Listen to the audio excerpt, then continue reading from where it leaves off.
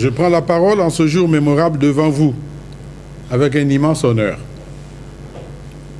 mais aussi avec la lucidité profonde de la charge qui m'incombe, celle de me présenter comme candidat à l'élection présidentielle au Congo. Vous êtes les enfants du Congo et vous avez des compétences. Nous allons tous ensemble chercher comment avancer. Aujourd'hui, le moment est donc venu de fixer clairement le cap. Le moment est venu de décider collectivement de la direction que nous voulons donner à notre nation.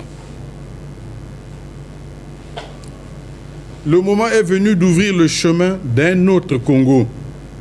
Un Congo réconcilié avec lui-même, un Congo productif, un Congo juste, mais surtout un Congo moderne.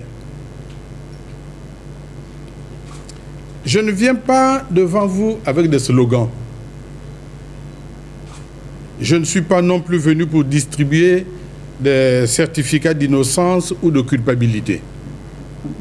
Je suis ici pour dire que nous sommes à un moment de vérité historique.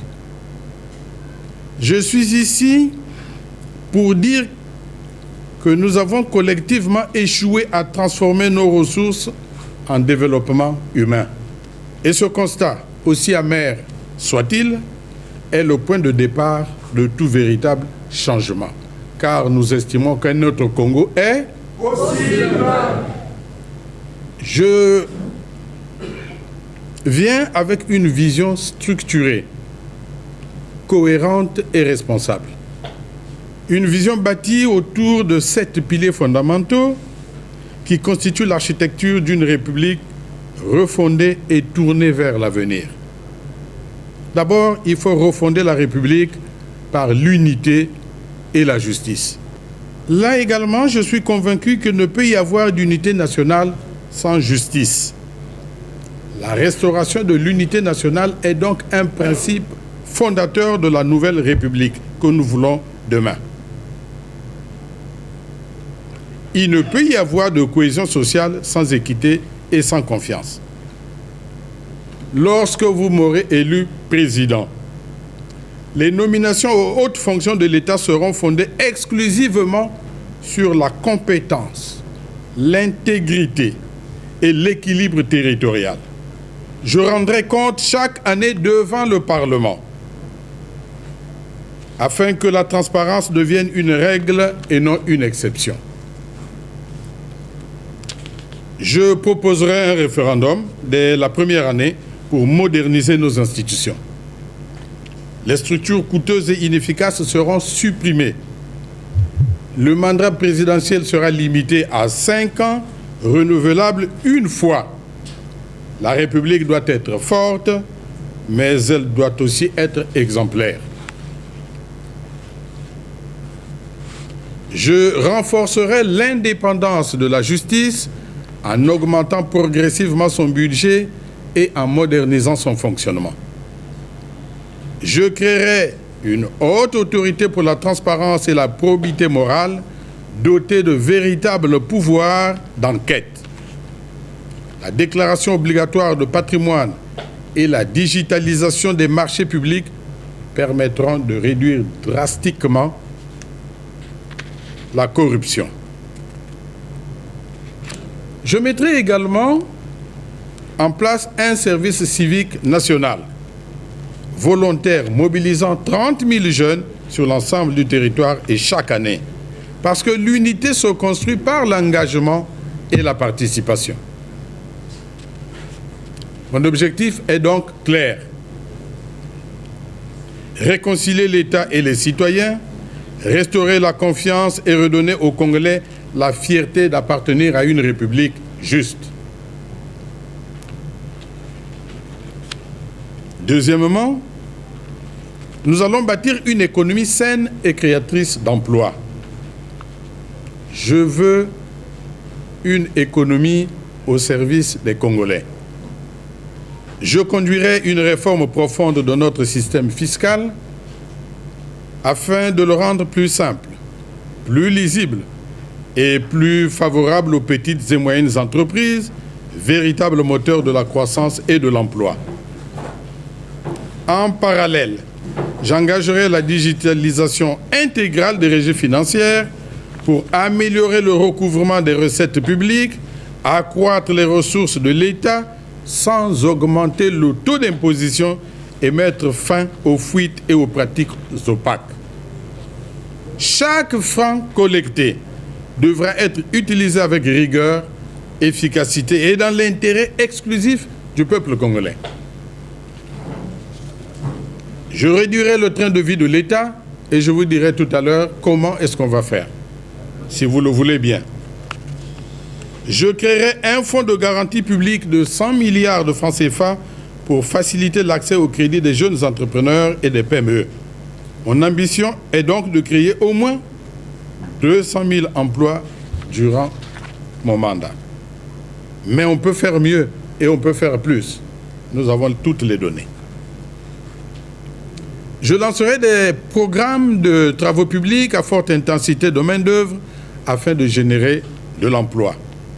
Parce que je veux une économie disciplinée, crédible, dynamique et capable d'offrir des perspectives concrètes à notre jeunesse. Nous allons faire du capital humain la première richesse nationale. En ce sens, je garantirai l'effectivité de la gratuité de l'enseignement de base afin qu'aucun enfant ne soit exclu pour des raisons financières. Je lancerai un programme structuré de construction et de réhabilitation d'écoles modernes sur l'ensemble du territoire national à un rythme soutenu chaque année. Ainsi seront construits une école supérieure de l'industrie et des nouvelles technologies dans le Kwilu. Ce sera pour former des ingénieurs et des techniciens capables de moderniser l'industrie et de développer les nouvelles technologies au service de l'économie nationale. Nous ferons construire une école des métiers de la mer à Pointe-Noire, une école supérieure d'agronomie dans le Niari, la Bouenza et la Lekumo, un institut supérieur des transports et de la mobilité à Makwa, une haute école des métiers de l'industrie du bois à Infondo, un institut national des métiers du support à Evo, la faculté des sciences et techniques délocalisée à Djambala pour y former des scientifiques et des techniciens capables de soutenir le développement technologique, industriel et environnemental du pays.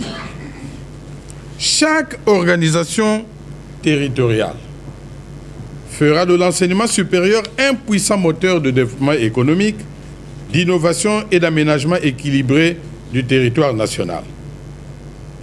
Mon ambition est donc simple. Former une génération compétente, innovante et capable de porter la transformation du Congo. S'agissant de la santé, dès la première année de mon mandat, j'engagerai l'élaboration d'une véritable carte sanitaire nationale afin de corriger les profondes inégalités territoriales en matière d'accès aux soins. La santé ne doit plus dépendre du lieu de naissance ou de résidence.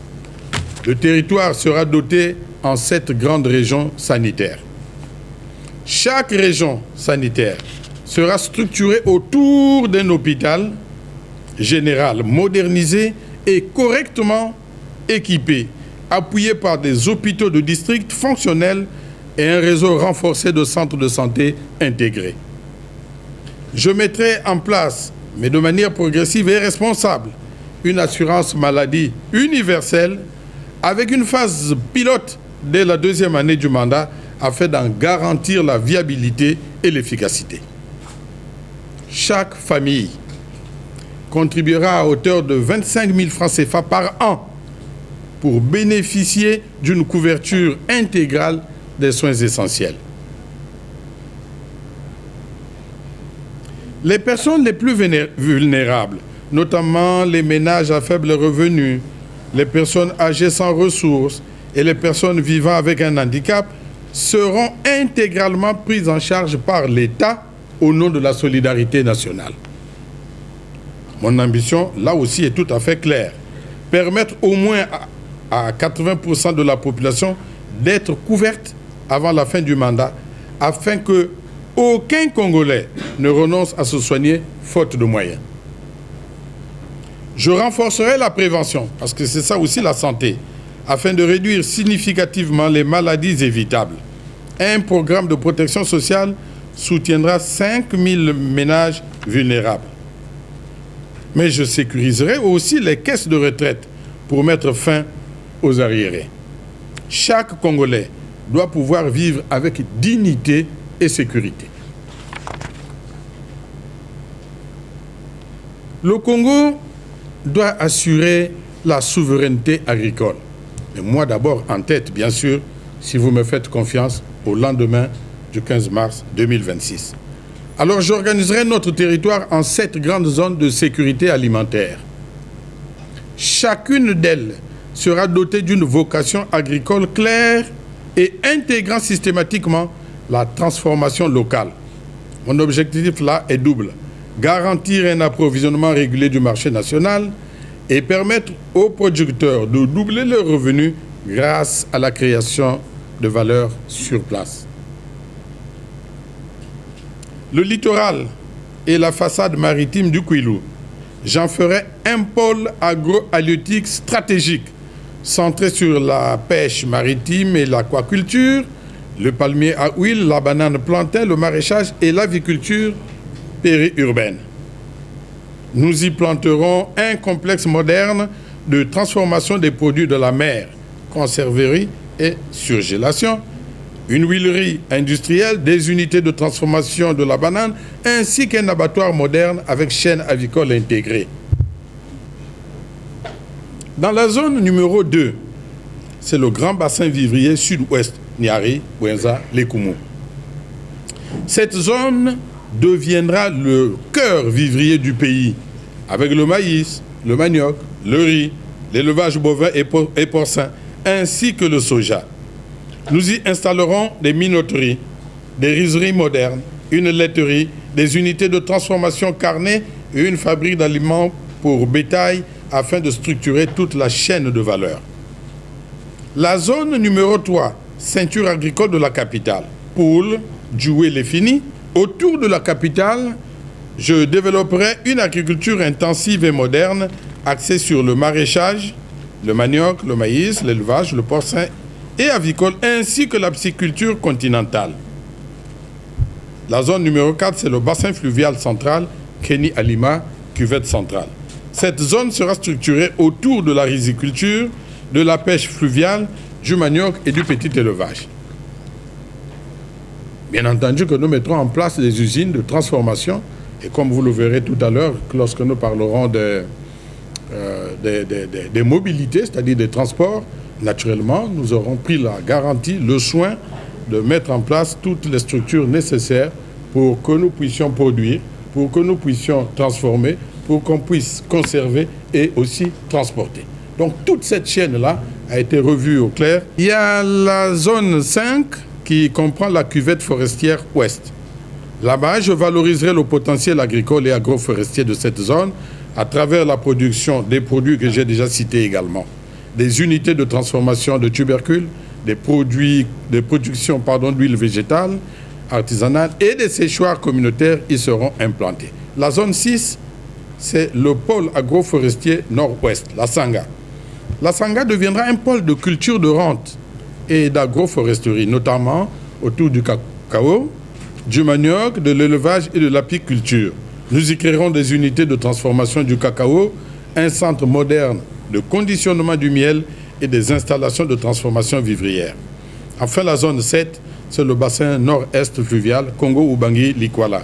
Cette zone stratégique sera dédiée à la pêche continentale, au riz, au manioc et à l'élevage. Et vous verrez très bien qu'il s'agit parfois des mêmes productions qu'on peut trouver dans tel ou tel département. Et donc, lorsqu'on a construit une usine, par exemple, de transformation et de conditionnement quelque part, naturellement, on pourrait se dire qu'entre deux départements, on peut créer un grand centre de transformation pour 2, 3 ou plusieurs départements. Nous allons donc aussi moderniser l'énergie et les infrastructures. Comme vous le savez, aucun pays ne peut se développer sans énergie. Et c'est pour cette raison que je me suis engagé, dès les premiers jours à la magistrature suprême, à faire de telle sorte que toutes les dispositions soient prises pour la construction du barrage de Sounda. Un projet stratégique pour renforcer durablement notre capacité de production électrique, tout en déployant des mini-réseaux solaires et hybrides adaptés aux réalités des zones rurales. Grâce donc à ces investissements structurants, nous pourrons électrifier au moins 2000 localités rurales supplémentaires et offrir enfin à des milliers de familles l'accès à une énergie fiable. Je vous ai également dit il y a quelques jours que dans le cadre des mobilités, nous allons faire de telle sorte que le chemin de fer Congo-Océan, qui part de Pointe-Noire à Brazzaville, que ce chemin de fer-là, il doit être d'abord réhabilité, ensuite rénové. Mais nous ne nous arrêterons pas là. Nous allons aussi construire le chemin de fer qui partira de Brazzaville jusqu'à Bétou et jusqu'à Enyélé. Donc, le chemin de fer désormais partira de Pointe-Noire jusqu'à Bétou. Le chemin de fer va de Pointe-Noire, il est là, il passe par là pour arriver jusqu'à Brazzaville. Donc, ce n'est qu'une seule petite partie du pays qui est arrosée par le chemin de fer. Désormais, le chemin de fer partira non seulement de Pointe-Noire pour Brazzaville, mais également de Brazzaville jusque dans la Likwala et jusqu'à Bétou. Bétou se trouve donc au fin fond et il faut que nous puissions réussir donc à relier les deux extrêmes de notre pays, c'est-à-dire le littoral et la Likwala. Naturellement, nous allons aussi le dire, que le même chemin de fer, là, quand il arrive à Lubomo, c'est-à-dire Dolizy, il y a une partie qui mène jusqu'à Mbinda. Jusqu'à Mbinda. Nous allons également moderniser cette partie et nous avons l'intention aussi, tout en passant pour la Likwala, de passer naturellement et très raisonnablement par la Sangha et tous les autres départements seront donc arrosés par le chemin de fer. Donc notre vivier sur le plan des mobilités, c'est de faire de telle sorte que la route et le rail soient désormais mariés et que ça puisse émailler aussi l'ensemble du territoire national. Alors nous allons partir donc de Tchambanzassi. On va passer par, bien sûr, Pointe-Noire et jusqu'à la frontière avec le Gabon, il y aura un corridor, mais ce sera sous forme de boulevard. Ce boulevard-là partira donc de Tchambanzassi jusqu'à Mayumba au Gabon. Ce sera une autoroute que nous allons faire pour le littoral. Naturellement, ça a des effets multiplicateurs, hein, parce que vous arriverez quelque part, tout ça, ça va faire de telle sorte que le tourisme même soit largement développé. Mais si nous ne faisons pas cela, je me demande même comment les autres ont fait pour ne pas voir ça, pour ne pas construire ça jusqu'à présent. C'est terrible, vraiment. Ce pays est immensément riche. Bon, mais comment se fait-il que... Bon, écoutez, on a dit qu'on ne va pas exhumer les cadavres, mais nous allons construire sans oublier tout le mal qu'ils nous ont fait. Mes chers compatriotes, le Congo n'est donc pas condamné à la stagnation. Il n'est pas condamné à la dépendance.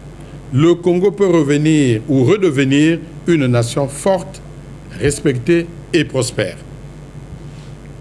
Mabio vous propose donc une direction claire. Mabio vous propose un cap pour demain clair. Mabio vous propose une transformation profonde mais maîtrisée.